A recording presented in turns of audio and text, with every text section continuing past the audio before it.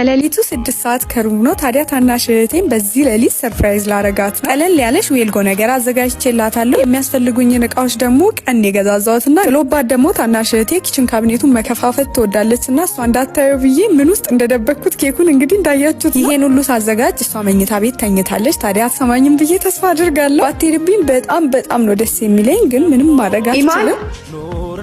ኢሞ ቆንጆ ቪዲዮ መስራት ፈልጋለሁና ሂጃብሽን አድርገሽ ነው። እግዚአብሔርን ቶሎ አሁን ሐሳቡ ምንድነው መሰለሽ? ከጀርባሽ ነው የምቀርጽሽ። ሄደሽ ዳይኒንጉ ጋር ነው የምትቀመጪው። አታኩርፊያ ስትሄጂ።